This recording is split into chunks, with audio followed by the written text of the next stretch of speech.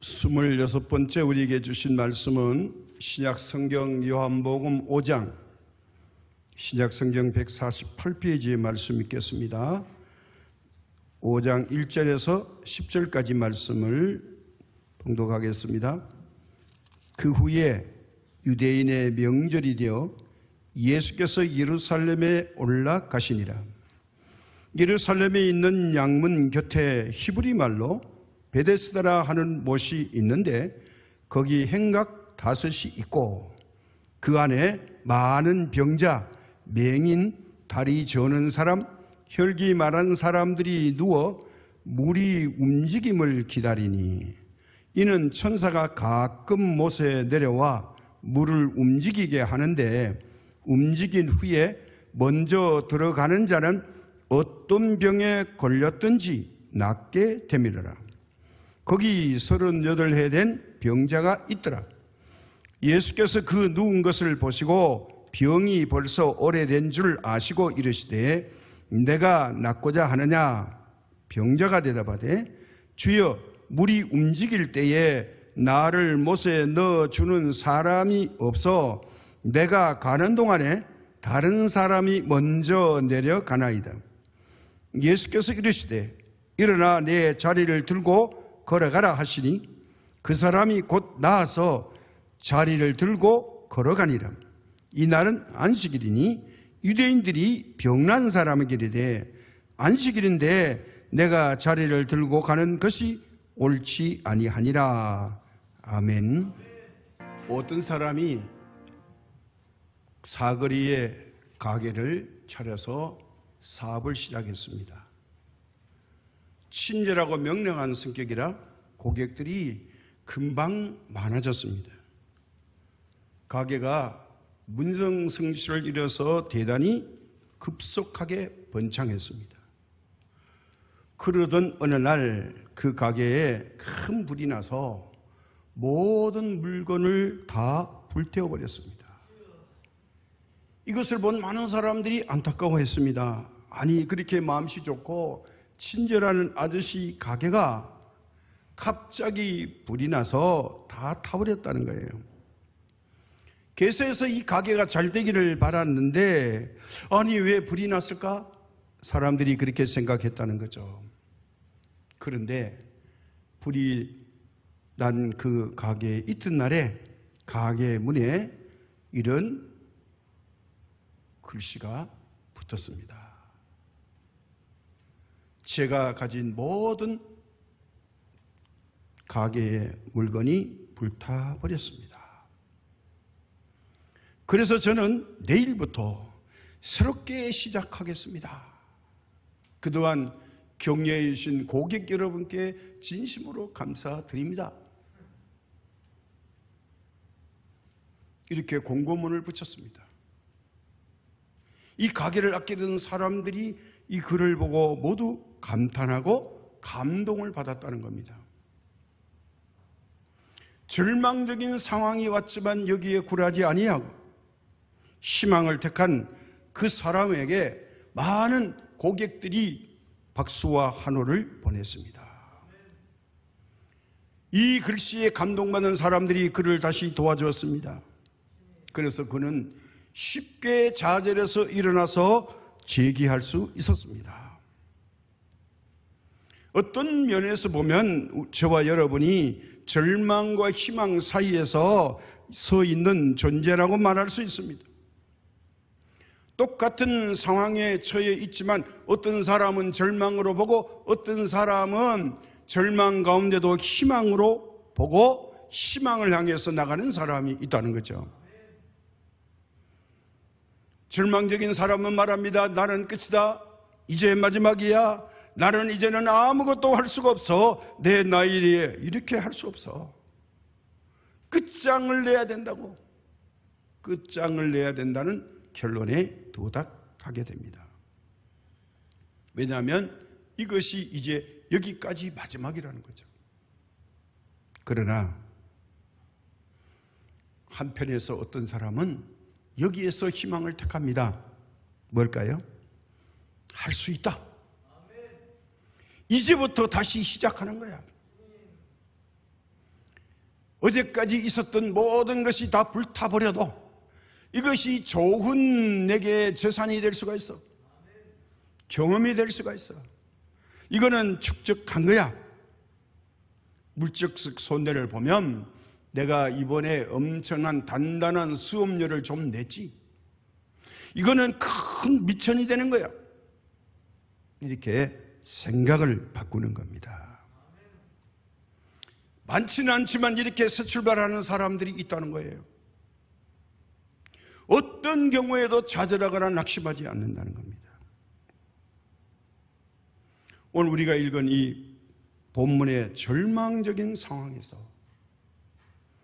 희망의 끈을 놓치지 않는 한 사람의 이야기를 통해서 우리에게 이 사람과 같이 절망적인 것이 계속 상황이 이어지더라도 한 가지의 만남을 통해서, 한 분의 만남을 통해서 인생을 재기시켰다는 거예요. 예수님을 만나서 예수님의 음성을 들으니까 이 사람의 인생이 완전히 한순간에 바뀌어버렸다는 거예요. 오늘 본문으로 돌아가 보면 예루살렘 성에 들어가려면 성곽을 둘러싸고 있는 성문이 있습니다. 예수님 당시에는 8개의 문이 있습니다.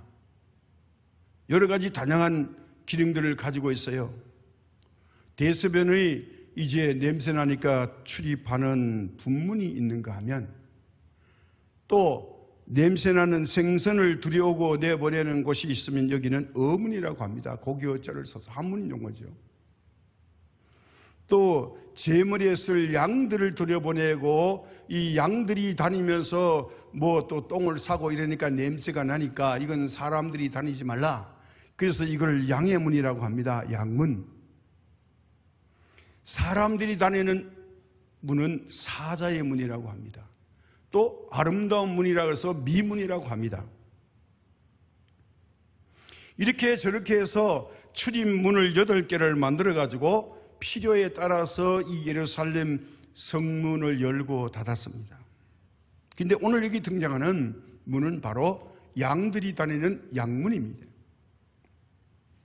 이 양문 곁에 특이하고 신비한 연못이 하나 있는데 이름하여 베데스다 연못입니다. 이 양문 가까이에 있는 특이한 연못인데 베데스다라는 뜻이 뭐냐? 자비의 집, 은혜의 집이라는 뜻입니다. 바로 이 특이한 연못에 대해서 4절에서 이렇게 밝혀줍니다. 이는 천사가 가끔 못에 내려와 물을 움직이게 하는데 움직인 후에 먼저 들어가는 자는 어떤 병에 걸렸든지 낫게 되밀어라.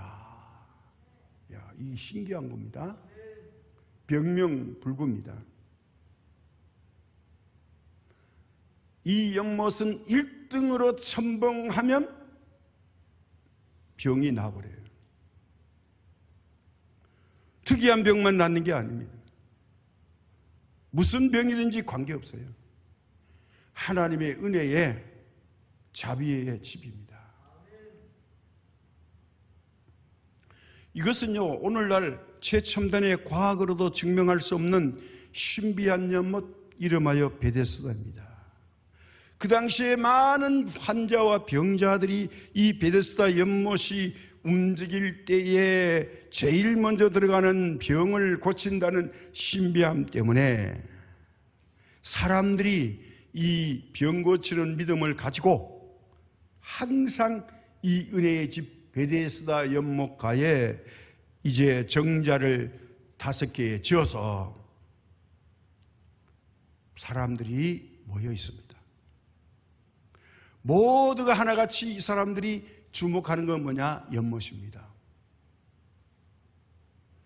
이 모습을 다시 우리가 돌이켜보면요, 오늘 이 시대를 살아가는 저와 여러분의 사회 시대의 군상들의 모습을 반영하는 그림자와 같습니다.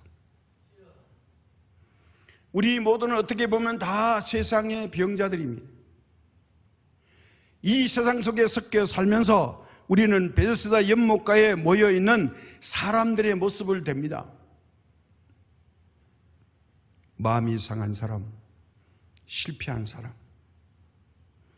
억눌린 사람, 정신적 고통을 갖고 있는 분들, 또 육체가 피곤하고 병든 분들로 가득 차 있습니다. 많은 사람들이 모여 있기는 하지만 그러나 이것은 집단이 아닙니다. 필요에 의해서 모여 있을 뿐이에요. 그 필요가 채워지면 즉시로 그것을 떠나는 것입니다. 집단은 이유 없이 모여 있어야 됩니다. 그런데 집단은 아니면서 무리를 지어서 있습니다. 그런데 이 무리들의 유일한 관심은 모두가 하나입니다. 무엇일까요? 어떻게 하면 내 병을 고칠 수 있을까? 이겁니다. 그들은 서로가 경쟁 관계에 놓여 있습니다. 적은 아니지만. 많은 사람들이 모여 있지만 아무도 도와주지 않습니다. 아니, 도울 수가 없습니다. 이들의 모습이 3절에서 아주 자세하게 그려놨습니다. 뭐라고 말합니까? 그 안에 많은 병자, 특이한 질병 가진 사람들을 말합니다. 맹인, 다리 저는 사람, 혈기 마른 사람들이 누워 물의 움직임을 기다리니, 이렇게 됐어요. 물의 움직임을 기다리는 많은 병자들로 5개의 행각에 가득 차 있다, 그 말이에요. 모든 사람들이 경쟁의 대상입니다. 2등은 용납되지 않습니다. 오직 유일하게 1등을 해야 됩니다. 꼴찌는 소용없어요. 1등만이 살아남는 곳, 그게 바로 베데스다입니다. 그러므로 여기에 있는 수많은 사람은 수단 방법 가리지 않아야 됩니다. 어떻게 하든지 굴러가든지 밀치고 가든지 내가 먼저 내 몸을 풍덩 연못에 움직일 때 들어가야만이 내 문제가 해결받습니다. 아주 솔반한 관계입니다. 모두가 엄청난 경쟁을 뚫고 1, 2, 3, 4, 5번이 아닙니다. 오직 1번입니다. 내 인생의 전부를 걸고 그곳에서 살아가는 사람들입니다. 근데 여기에 특이한 사람이 한 사람 등장합니다. 5절에 거기 38해 된 병자가 있더라, 이렇게 말합니다. 38년 동안 몸을 움직일 수 없는 이 병자가 거기에 포함되어 있다는 거예요. 신약 성경에서 가장 오래된 지병을 가지고 있는 사람, 그는 가족으로부터 소외받았습니다. 사회로부터도 소외받았습니다. 그를 인정해주는 사람이 없습니다. 가족도 있고 친구도 있었지만 아무도 그에게 도움이 되지 않았습니다. 그를 돕고 싶은 마음이 있어도 도울 수가 없습니다. 왜요? 오랫동안 이 병을 알아서 생업을 완전히 망치고 이 사람과 똑같이 기거할 수도 없습니다. 기거한다 할지라도, 이 물이 움직인다 할지라도 이 사람이 1등 한다는 보장이 없습니다. 그러니까 희망은 있지만 완벽한 희망이 아니다 보니 이 사람을 물에 넣어다 줄 사람이 없어요. 그러니 자기 문제가 자기를 해결해야 되는데 이 사람이 가지고 있는 조건은 너무나도 악조건입니다. 아니, 가장 꼴찌입니다. 그런데도 이 사람은 자그마치 38년 동안 이 연못가에 기거하고 있습니다. 아주 절망적인 상황입니다. 38년을 기다렸습니다. 그가 물이 동하는 것을 보고 사람들이 고침을 받고 집으로 돌아가고 할렐루야 큰 소리로 외치면서 여러분 바이바이 그러고 가는 걸 많이 봤습니다. 자기에게는 이 베데스다 연못이 그림의 떡입니다. 그럼에도 불구하고 그는 이 연못을 볼 때마다 절망입니다. 누가 나를 여기에 제일 먼저 들어넣어 줄 사람이 없을까? 그가 다행히도 연못에 물이 움직이는 것을 제일 먼저 발견하고 그냥 뛰어들어가서 보라는 듯이 응답받을 수 있으면 얼마나 좋겠습니까? 그런데 불행하게도 그는 그의 몸을 마음대로 움직이지 못하는 누워있는 신세입니다. 아마도 혈기 마른 사람, 그 사람 중에 한 사람이 아닌가 싶습니다. 그러니까 이 베데스다 연못이 기적의 연못이요 신비한 연못이지만 이 사람에게는 절망의 연못이었습니다. 그러함에도 불구하고 그는 38년 동안 이 연못을 바라보고 있습니다. 그는 절망의 끝에 이 베데스다 연못에 누워 있습니다. 그러나 한편으로 보면 그의 마음속 저 희미한 곳에 그가 누워 있지만 그는 희망이 시작되는 지점이기도 했습니다. 왜 그럴까요? 나도 이렇게 있지만 언젠가는 내가 뛰어든다면 내 병은 고칠 수 있다. 이 희망입니다. 사실 우리도 이 세상을 살아가면서 이럴 때가 많이 있죠. 나는 이 세상에서 혼자라고 느낄 때 때로는 내가 주변을 둘러봐도 가장 뒤처진 사람이야. 인생의 꼴찌라고 생각될 때도 있습니다. 내 주변에 많은 사람들이 있지만 조금도 그 많은 사람이 나에게 도움이 도무지 되지 않는다고 생각될 때도 있습니다. 절망의 나락에 떨어져서 도저히 희망이 보이지 않을 때가 있습니다. 이럴 때가 있다는 거예요. 그러나 우리가 믿음의 눈으로 내가 서 있는 절망의 끝은 절망이 끝이 아니라 그 끝 속에 하나님의 또 다른 계획, 나를 위하여 준비해 놓으신 희망의 시작이 그 절망의 끝에 있다는 것을 우리가 알게 된다면 이것이 곧바로 희망으로 바꿔집니다. 그래서 오늘의 결정은 뭐냐? 결정체는 바로 이겁니다. 우리가 절망의 늪에 있지만 또한 희망의 시작점에 함께 서 있다는 거예요. 이게 하나님께 택함받은 사람들입니다. 아니, 절망과 희망 사이에 있다니요? 어떻게 우리가 희망을 향해 나갈 수 있는 존재들이 될 수 있을까요? 그것을 오늘 이 본문에서 보여주고 있어요. 먼저 뭡니까? 예수님께서 나를 찾아오셔야 해결받습니다. 그가 있는 곳은 절망이었습니다. 38년 동안 절망입니다. 이 물이 얼마나 수천 번, 수만 번 동했는지도 모르지만 이 38년 된 병자에게는 물이 아무리 동해도 그가 아무리 노력해도 고침을 받을 수 없는 절망의 연못이었습니다. 그러나 그 연못을 떠나지 않고 기다렸다는 거예요. 누가 찾아올 때까지? 예수님이 찾아오실 때까지.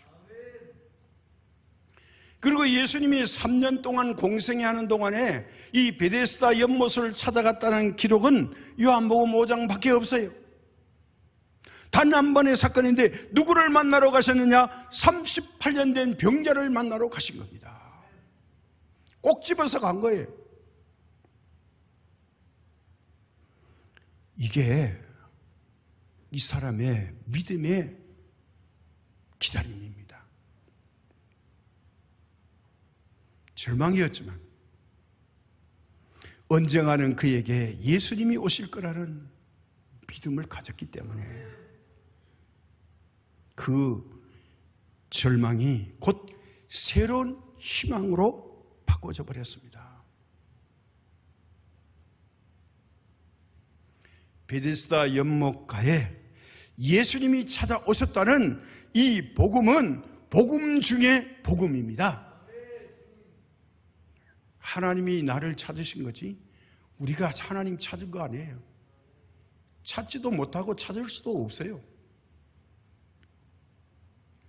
조건 없는 하나님께서 나를 찾고 불러주시고 너는 내 것이다, 그렇게 우리를 불러주신 것입니다.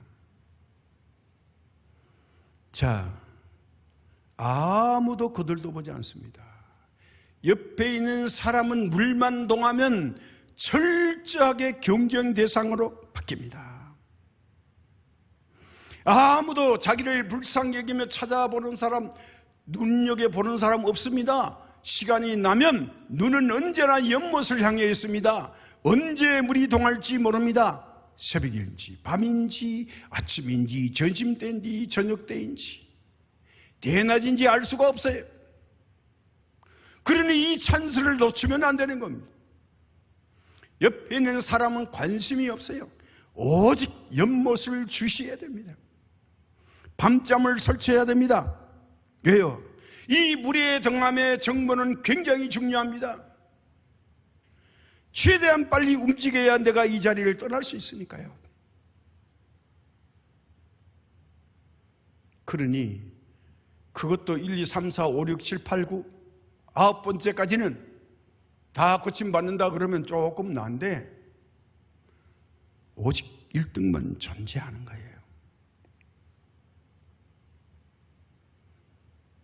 그런데 이 꼴찌에게도 주님이 찾아오시면 역사가 일어납니다. 내가 서 있는 자리, 나의 삶의 자리가 절망의 자리일지라도 거기에 주님이 찾아오시기만 하면 희망의 자리로 출발이 됩니다. 내가 먼저 예수님 찾은 게 아니고 예수님이 먼저 나를 찾아주셨습니다. 내가 먼저 하나님을 사랑한 것이 아닙니다. 하나님이 먼저 우리를 사랑하사 우리에게 그 아들 예수 그리스도를 보내주셨습니다. 요한복음 3장 16절 우리가 너무나 잘 아는 말씀입니다. 하나님이 세상을 이처럼 사랑하사 독생자를 주셨으니 이는 저를 믿는 자마다 멸망하지 아니하고 영생을 얻게 하려 함심이라. 우리가 하나님 찾아간 게 아니고 하나님께서 먼저 우리에게 아들로 예수 그리스도를 보내주셨습니다. 이걸 히브리 말로 뭐라고 하느냐? 임마누엘이라고 합니다. 하나님이 우리와 함께 계신다. 이 말이 뭘까요? 하나님이 우리와 동행하신다는 거예요. 내가 어떤 처절한 삶의 자리에 있든지 관계가 없습니다. 우리의 삶이 힘듭니까? 불안합니까? 두렵습니까? 힘드십니까? 걱정하지 마세요. 주님이 힘들수록 우리를 찾아오십니다. 오늘 본문에 38년 된 병자에게 주님이 찾아가셨습니다. 아니, 찾아오실 거예요. 6절에 이렇게 말하고 있습니다. 예수께서 그 누운 것을 보시고 병이 벌써 오래인 줄 아시고 이르시되 내가 낫고자 하느냐? 네. 누워있어요 이분이. 그러니 어떻게 빨리 갈 수 있겠어요? 이 대단한 인내심을 가지고 있어요. 38년 동안 자기 자리를 지키고 있어요. 절망의 연못을 보면서 그는 희망의 끈을 놓지 않고 기다리고 기다린 38년의 기다림 끝에 드디어 기회가 찾아왔습니다. 자기 힘으로는 안 되는데 주님이 찾아오신 거예요. 이 사람이 기다리는 것은 물의 동함입니다. 근데 물이 동해도 자기 힘으로 해결할 수 없는 연약한 사람이에요. 물이 안 동하는 게 아니에요. 38년 동안에 얼마나 많은 물이 동했는지 모르지만 그는 그 물의 동함의 혜택을 받지 못했어요. 그 기나긴 세월 동안 많은 병자들이 포기하거나 또는 실망하거나 해서 다 떠나갔지만 그는 물의 동안만 기다린 것이 아니라 바로 예수님을 기다렸습니다. 이것이 다릅니다. 사실로 따져보면 이 38년 된 병자는요, 예수님보다 나이가 더 많아요. 예수님이 33살에 찾아가셨다면 이 사람은 예수님이 태어나기 전에 1살 때부터 이제 혈기 마른 사람으로 살아 태어났다면 이 사람의 나이가 38살이에요. 예수님은 33살이에요. 5살이 더 많아요.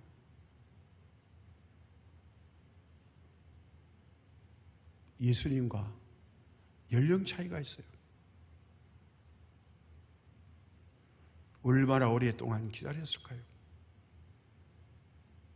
예수님이 이 땅에 메시아로 오기 전부터 이 사람은 병을 가지고 베데스다 연못가에서 기다리는데 물의 동함을 기다리는 것이 어느덧 38년. 그런데 드디어 물의 동함보다 더 능력이 많으신 이 38년 된 병자를 지으신 예수님이 드디어 찾아오신 겁니다. 이 사람의 형편과 처지를 아시고 질문하십니다. 내가 낫고자 하느냐? 이 말을 오해하거나 예수님을 비방하는 사람들이 이렇게 말할 수 있어요. 아니, 하나마나한 질문은 왜 하신대요? 다 하신다면서? 모르는 게 없으시다면서 왜 그런 걸 물어요? 묻지 말아야 될 말을 물어요? 이거 인격 모독 아닌가요? 요새 개인 인격이 중요해가지고 그렇게 말할 수 있어요.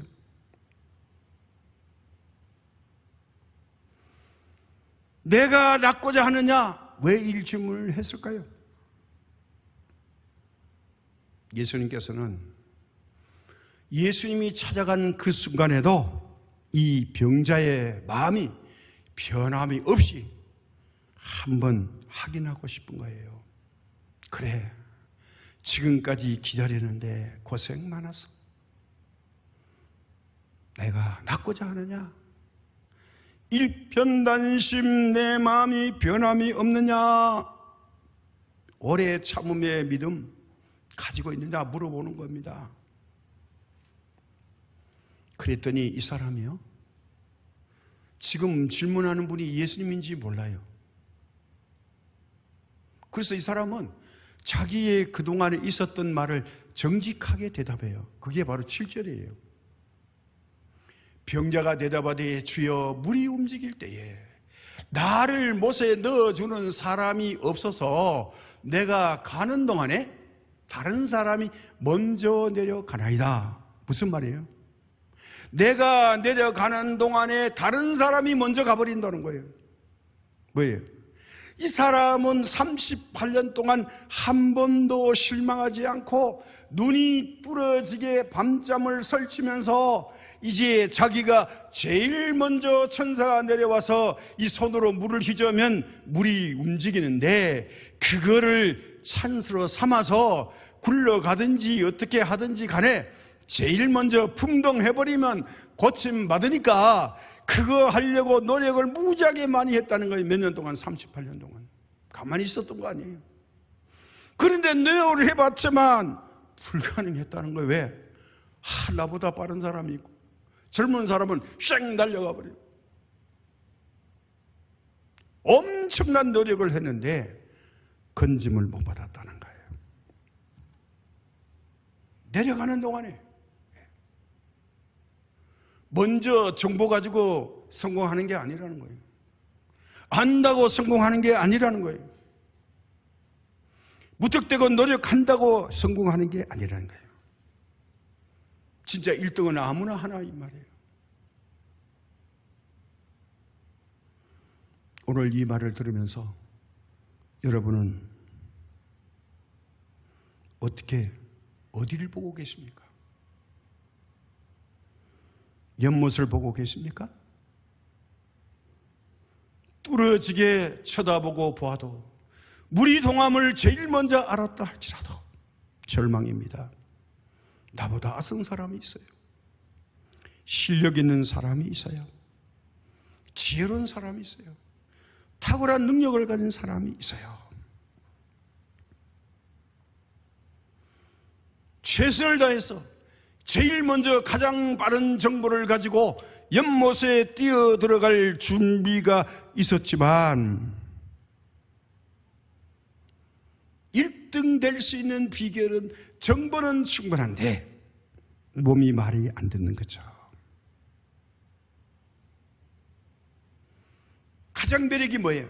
어떤 병이든지 상관이 없다. 1등으로 뛰어들면 해결받는다. 오직 1등만이 뭐예요? 혜택받는 것. 이 사람의 말을 들어보면 그러면서 이 병자는 누구를 보고 있습니까? 한편으로 사람들을 보고 있습니다.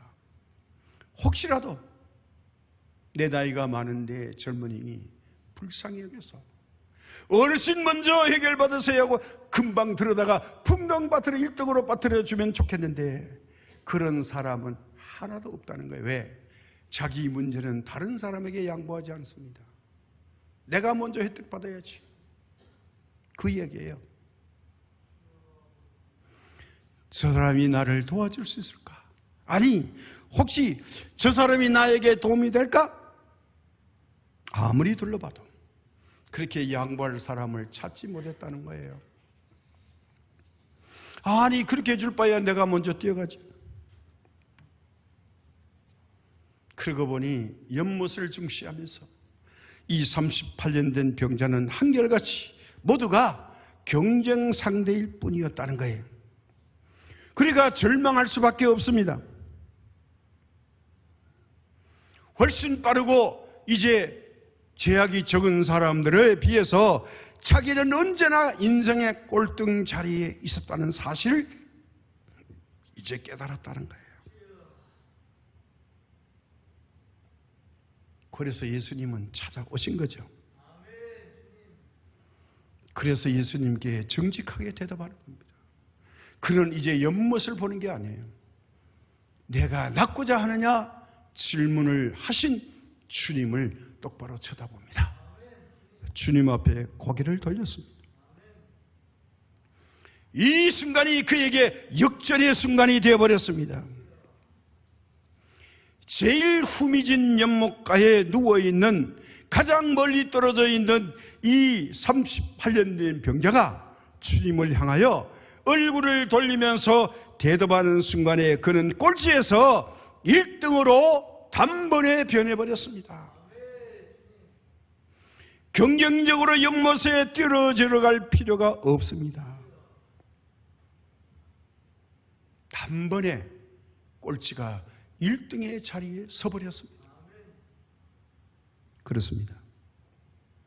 우리가 인생의 연못만 바라보고 있을 때 우리 속에는 절망밖에 없습니다.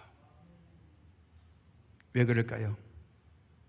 여러 사람을 비교해보고 친구를 비교해보고 이웃을 비교해볼 때 나는 뭔가 부족한 것 같아요. 부족함이 없는 것 같은데도 2%가 부족하게 보여요. 만족함이 없어요. 아니, 이가 인생에서 제일 꼴찌 같아요. 나같이 불쌍하고 처량한 인생이 없는 것 같아요. 다른 사람은 인생에서 저 멀리 앞서 달려가는데 나는 이게 뭐람? 그렇게 느껴질 수가 있습니다. 외롭고 쓸쓸하고 어렵고 힘들 때, 그럴 때 우리는 주님을 향하여 내 얼굴을 들 때, 주님을 향하여 내 얼굴을 그로 향할 때에 그 순간이 주님이 나와 함께 하시고 그 주님께서 나만 사랑하신다는 것을 깨닫게 되므로 예수님이 내게 한 걸음 성큼성큼 머뭇거리지 않고 다가오십니다. 예수님이 내게 다가올 때 내 안에는 절망감도 좌절도 다 사라지고 예수 그리스도와 함께 희망의 사람으로 다시 태어나게 될 것을 믿으시기를 부탁드립니다.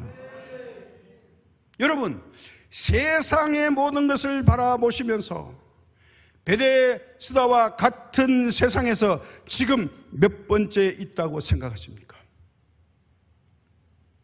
꼴찌라고 생각합니까? 내가 1등이라고 생각하십니까? 아무리 봐도 물질로 내가 다른 사람보다 부족해.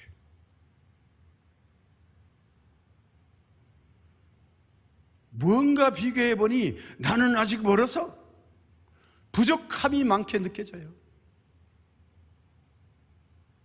왜 그랬을까요? 우리 인생은요, 무한 경쟁 속에 살다 보니까 이제 우리를 피곤하게 만들고 경쟁이, 그리고 이 두려움이 찾아와가지고 공포와 좌절과 낙심과 불안,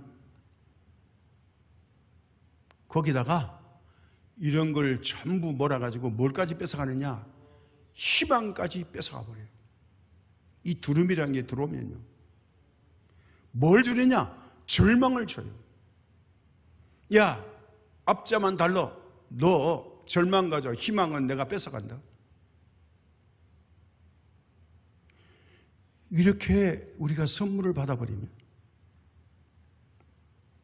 아무것도 안 보입니다. 예수님을 만날 수 없고 뵐 수 없어요. 이걸 극복하려면 오늘 본문에 38년 된 병자가 보여주고 있어요. 해답을. 뭘까요? 내가 서 있는 이 삶의 자리에서 다른 사람과 더불어 경쟁하지 말고, 경쟁하려고 하지 말고요, 그렇다고 절망을 향하여 달려가지도 말고 오직 고개를 들어 주님을 바라보고 만나면 해결받습니다. 오직 대안은 38년이 문제가 아닙니다. 주님을 만나는 겁니다. 주님의 음성을 듣는 겁니다. 이것이 문제입니다. 자, 38년 동안 절망의 연속이었지만 그는 예수님 만나기 전까지 변함없이 그 자리를 지키면서 수많은 사람들이 치료를 받고 돌아가는 것을 목격한 증인입니다. 그러나 그 사람은 모든 주변에 있는 사람들보다 가장 최악의 악조건을 가지고 있었습니다. 스스로 움직일 수 없는 이 조건, 앉을 수도 없는 조건입니다. 그냥 누워 있습니다. 거기다가 38년 전에 이곳에 올 때보다가 38해를 더 지났으니 운동도 못하지요. 누워만 있으니까 몸이 점점 더 굳어지고 이제 불가능에 가까움에도 불구하고 이 사람은 이제 절망의 늪을 바라보면서 얼마나 부러움이 많은 사람들이 고침을 받고 돌아가는지, 그럼에도 불구하고 여전히 그 연못 가에서 그 연못을 응시하는 그에게 자리를 떠나지 않는 그것이 은혜였습니다. 그는 드디어 희망의 주님이 찾아주신 겁니다. 뭘까요? 내 인생 끝났다고 좌절하십니까? 포기하시겠습니까? 나는 아니야. 그런 생각이 드십니까? 믿음의 자리를 이탈하면 안 됩니다. 주님이 찾아오십니다. 주님은 다 보고 알고 계십니다. 때로는 질문하십니다. 말을 잘하려고 미사여구 쓸 필요도 없습니다. 나를 감추려고 할 필요도 없습니다. 그냥 사실 그대로 이실직고하는 겁니다. 제가 노력을 해봤지만 주님, 저는 한계가 있는 사람이에요. 그걸 고백하셨습니다. 뭡니까? 예수님이 물어요. 내가 낫고자 하느냐? 그는 이렇게 대답합니다. 주여, 물이 움직일 때에 나를 못에 넣어주는 사람이 없어. 내가 가는 동안에 다른 사람이 먼저 내려가 버립니다. 이게 문제라는 거예요. 먼저 가는 사람이 문제가 아니라 내가 문제라는 거예요. 왜 내가 빨리 못 걷냐 이 말이에요. 내가 그럴 수 있으면 동함을 보고 먼저 발견했는데 이 찬스를 내가 번번이 놓치고 있습니다. 먼저 간 사람이 미운 사람이 아니에요. 그런데 내가 노력을 해보지만 몸부림을 쳐봤지만 그때마다 번번이 꼴찌예요. 이걸 말하는 거예요. 무슨 말일까요? 주여, 저는 능력이 없습니다. 뛰어갈 힘도 없습니다. 다른 사람에 비해 나는 처져 있습니다. 몸부림도 쳐봤습니다. 밤잠을 설쳐도 보았습니다. 천사가 내려올 때 제일 먼저 발견하고 몸을 뒹굴며 움직여서 가보기도 했지만 그러나 그때마다 나보다 먼저 못에 들어가는 사람이 많았습니다. 이 고백이에요. 노력 안 한 게 아니에요. 노력했어요. 그런데 안 됐다는 거예요. 사랑하는 여러분, 지금 여러분은 무엇을 보고 계십니까? 무엇을 보고 충격받고 놀라고 계십니까? 무엇을 보시고 절망하십니까? 이 38년 된 환자처럼 베데스다 기적의 연못을 보고 계십니까? 아니면 상황을 보시고 계십니까? 주변의 사람들을 둘러보고 계십니까? 환경을 보고 계십니까? 절망의 늪을 보고 계십니까? 시편 121편 1절과 2절은 이렇게 말합니다. 내가 산을 향하여 눈을 돌리라. 나의 도움이 어디서 올까? 나의 도움은 천지를 지으신 여호와에게서로다. 이 시인의 고백처럼 나의 도움은 천지를 지으신 여호와에게서로다. 이 말씀이 이 환자에게 임했습니다. 8절과 9절의 말씀을 우리 한 몫으로 오늘의 응답으로 같이 읽겠습니다. 예수께서 이르시되 일어나 내 자리를 들고 걸어가라 하시니 그 사람이 곧 나와서 자리를 들고 걸어가니라. 아멘. 예, 간단해요. 야, 그 움직여서 내가 보는 앞에서 일어나 뛰어서 베데스다에 덤벙 빠져라. 그러면 내 방이 낫게 할게. 아닙니다.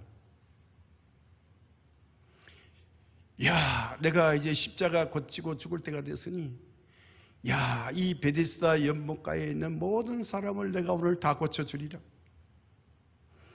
자, 나를 주목하라. 예수님이 손으로 땅에 글을 쓰시듯이 썼으면 얼마나 좋았을까요? 저 같으면 그렇게 했을지도 모르겠어요. 기념으로 모든 병자를 오늘 다 고친다. 예수님이 손가락으로 그 베데스다 연못에 물을 휘젓다면 천사가 휘젓는 것하고 비교가 되겠습니까? 만왕의 왕이신 예수님이 휘젓어요. 그러니까 만약에 이 베데스다 연못이 이 사람들을 다 수용하지 못한다면 자효염이 있을 때까지 또 휘젓고 야, 이 베데스다 연못아라 계속 움직여라.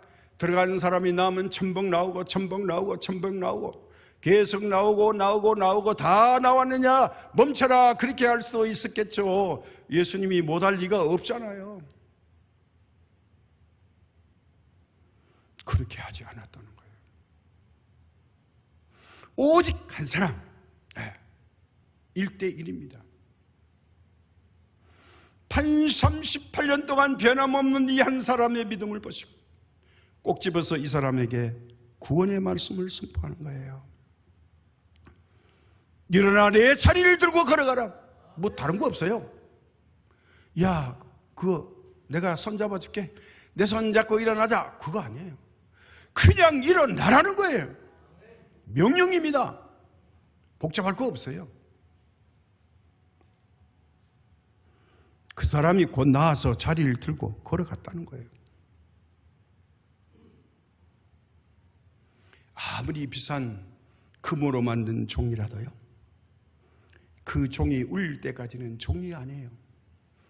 종은 울려야 종이 되는 겁니다. 그냥 있으면 작품에 불과합니다. 아무리 예쁜 꽃, 귀한 꽃이 있어도요, 그 꽃 이름을 짓고 그 꽃을 보고 사람들이 쳐다보고 감탄하기 전까지는 그것은 꽃이 아닙니다. 그냥 풀이에요. 아무리 아름다운 노래를 작사, 작곡해서 준비되어 있다 할지라도 노래를 불러주는 사람이 불러줄 때까지는 노래가 아니에요. 오선지에 그려진 악보일 뿐이에요. 그 노래가 유명한 사람이 부르면 아름다운 노래가 되죠. 그러면 유명하지 않는 사람이 부르면 노래가 아닌가요? 아니요. 유명하지 않는 사람이 불러도 노래예요. 음악을 전공하는 사람만이 불러야 하나님이 기뻐하실까요? 아니요. 음치박치가 하나님께 찬양해도 하나님은 그 찬양을 받으신답니다. 잘 부르느냐 못 부르느냐가 아니에요. 감동으로 부르느냐 안 부르느냐 차이예요. 믿음으로 찬양하느냐 그게 문제예요. 그러니까 나는 노래를 못 부르니까 안 할 거야 하지 마세요. 있는 그대로 하나님을 찬양하시면 됩니다. 우리가 희망이 찾아와도 내가 일어나 걷지 않으면 그것은 희망이 아닙니다. 뭐예요? 마음속에만 있는 거예요. 두 발로 일어나 걸어야 드디어 희망이 시작된 겁니다. 절망을 향해서 가던 우리의 눈을 이제 예수님께 향할 수 있기를 바랍니다. 사랑하는 여러분, 오늘 이 본문의 말씀으로 희망의 예수님께 눈을 돌리셨습니까? 희망의 예수님을 바라보기 시작하셨습니까? 참 잘하셨습니다. 여러분은 이제 멋쟁이입니다. 인생의 최고의 멋쟁이가 되셨습니다. 이 예배를 드리는 모든 분들에게 하나님의 은총과 복이 충만하시기를 예수님의 이름으로 축복합니다. 희망을 예수님 안에서 가집시다.